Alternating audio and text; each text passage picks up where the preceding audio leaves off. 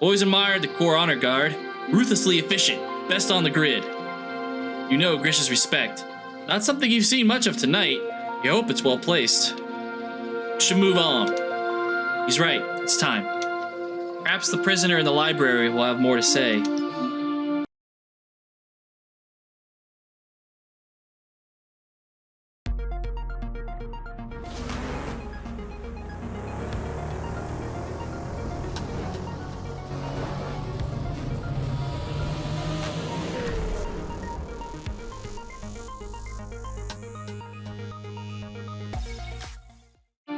Okay. God, I'm digging this story. I am intrigued. I love this.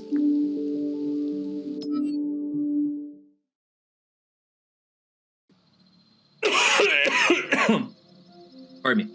The library is vast, undulating. Distant platforms hang from the walls. The air is wet, the cold white glow of the space dreamlike. But it is the trees that make the grandest impression. Tall and old and impossibly complex. They curl and swirl and the energy falls before you. You've never seen any like them before, not at this scale. Grish leans conspiratorially towards you. Look, I don't mind big words. Sometimes I can use big words, but ooh, it's a word I've not seen or used or heard in any kind of context. Like, come on. Somebody, Ezek, you're a writer. Is this a word you'd use? That hurt my brain to say. Conspiratorially. Conspiratorially. Okay. It's like to talk to someone as if a conspiracy. I don't know. This. I need a drink. Conspiratorially. What a word. I believe that's correct. Okay, but it's like somebody had their dictionary handy. This isn't a place I'm comfortable, program. Learn what you want to learn about the library, but remember, we're here so you can question the suspect. You go to correct him, but before you can, you're interrupted. You brought a friend, Grish. A program stands next to you. Makes it sound futuristic. Speaking like a conspirator. Conspirator?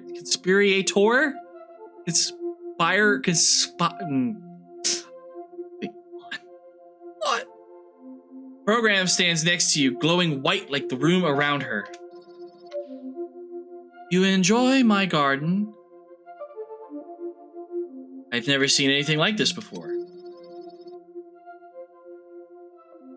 Her eyes dart across the space. You have. This place is very special.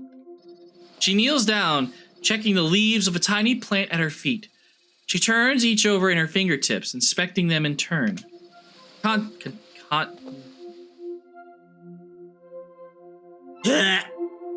teeth back in. Tent. She stands up, smiling again.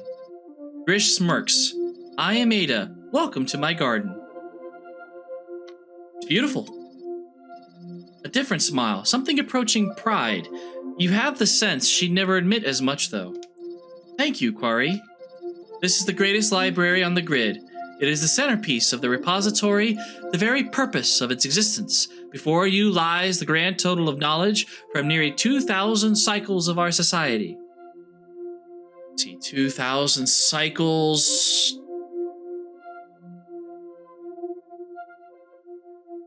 Might be before Tron. In the interim leading up to Tron Legacy. So after Clue's coup, but probably might actually be during the events of Tron Uprising. From the founders to this moment, all of it, pristine. Ada walks over to a tree, grand and towering. She reaches out a hand, brushes a leaf, letting its energy fizzle at her touch, a crackle of utter sonic complexity.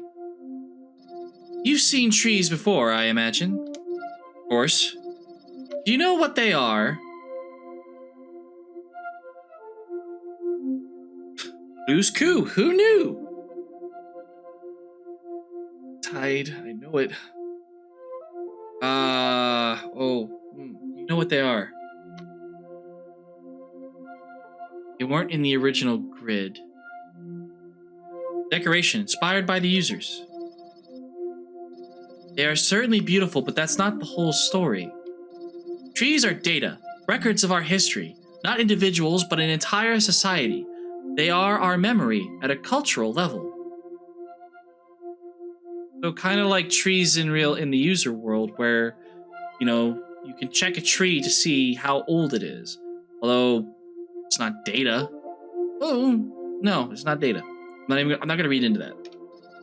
I understand your work with identity disks as part of your investigations has a similarity between these forms and that of the data you see in your travels never struck you as interesting? He pulls her hand away from the leaf. Your order, the DOT, you do not interfere. You seek truth, but seek to have no impact in the worlds you investigate. The echoes of your kind in my garden are quieter than most. You believe her. It isn't as intended. I have questions. I am sure you do. Ask them. Take your time, and then I have someone to introduce you to. Remember why you're here, program. At multiple points in your investigation, you'll have the opportunity to dig deeper via investigation choices, marked with a magnifying glass. Take your time to ask as many as you like, but then move on.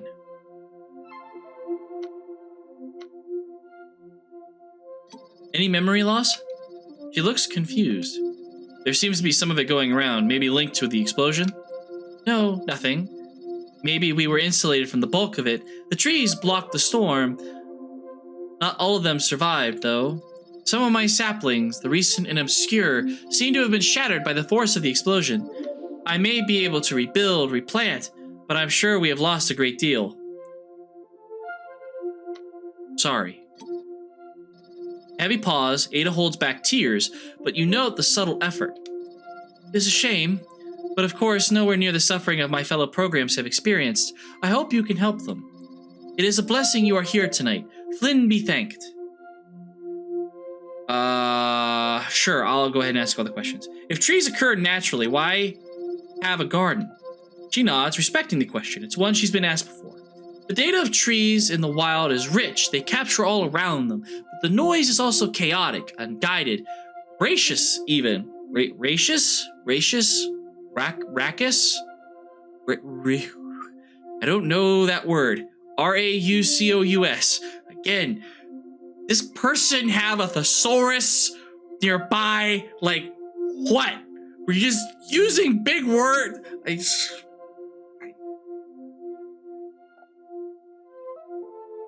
feel like I need to have like a dictionary handy with this game. Raucous. Making or constituting a disturbingly harsh or loud noise. Is it ruckus? Is that how you spell ruckus? Ruckus? No, ruckus is spelled I'm not gonna finish that sentence. I'm not. So I'm thinking ruckus. Ruckus. Like, you know what? It's okay. It's what it is. In my library, I can cultivate the data, refine it, prune it. I can find the truth and preserve it for future generations.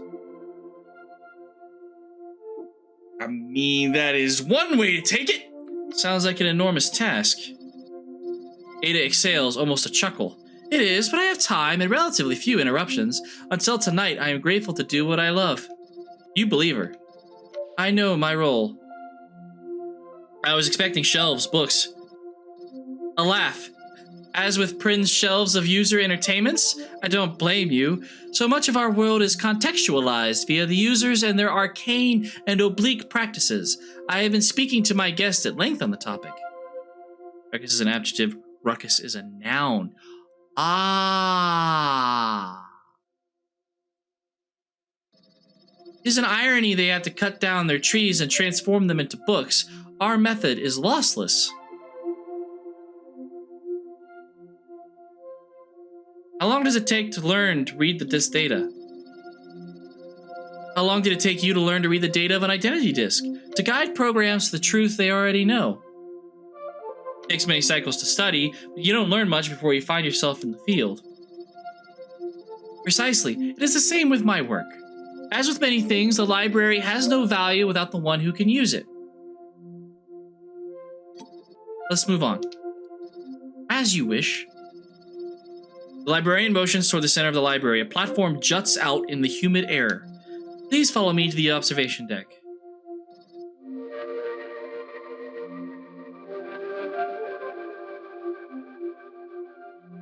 You accepted Grish's help, both of you.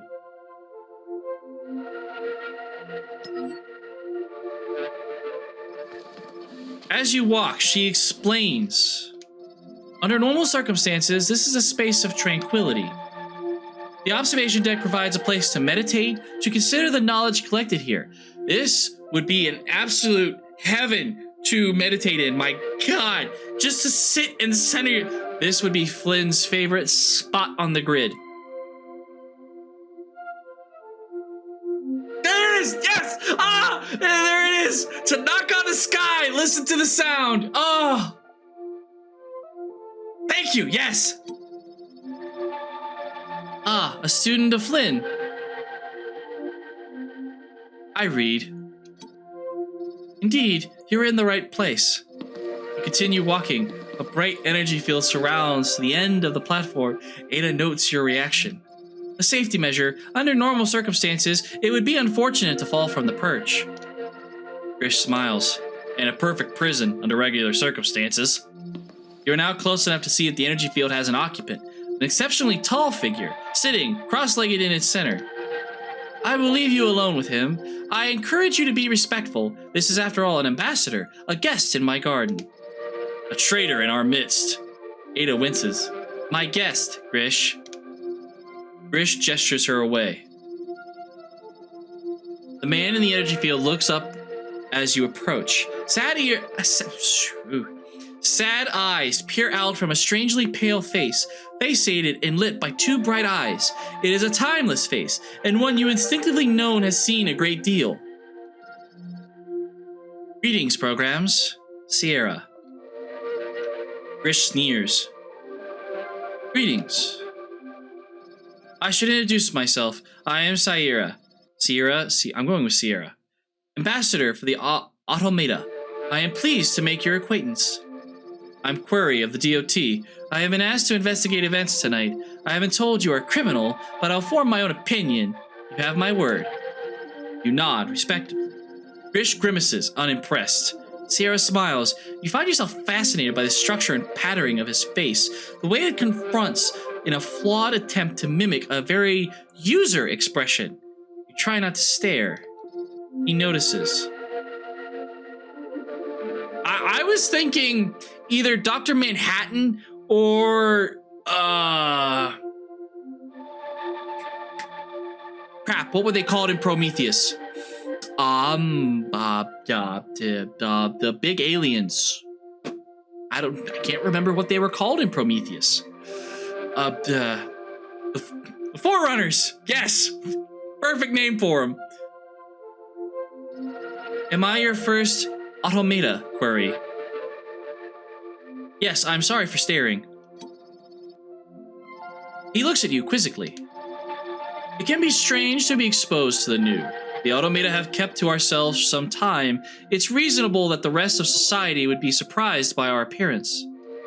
In truth, I am proud of the difference. We chose not to look like the users of myth, but walk our own path.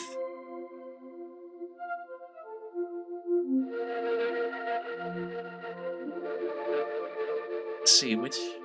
Does you look transcendent? Ooh.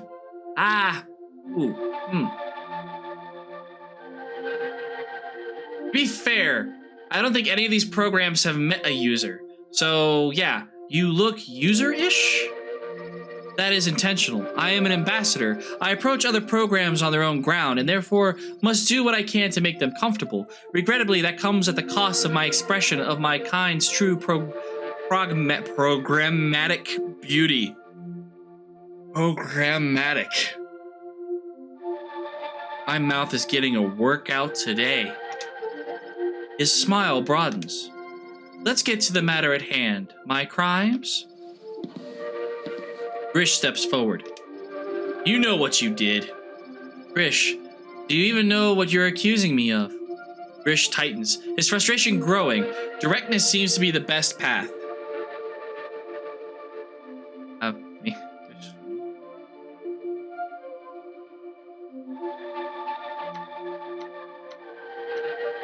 Did you cause the explosion, Sire?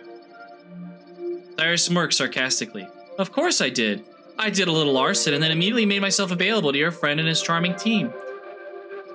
Grish's fists tighten. A flash of light plays across his eyes. Tell the truth, liar. Prisoner stands, slowly. He is a giant, almost twice your height. He looms over you. There's a great strength there, but also a gentleness to his posture, his movements. I am not your enemy, Quarry, and I don't believe you are mine either. I will happily answer your questions if you return to me. I will help in every way I can, but I fear I am as ignorant as anybody else here. He points at Grish. But that one cannot join us again. His mind is locked on target. He will not find your real culprit for you. Sire turns his back to you. Your conversation is over for the time being. Prince needs to hear what happened here.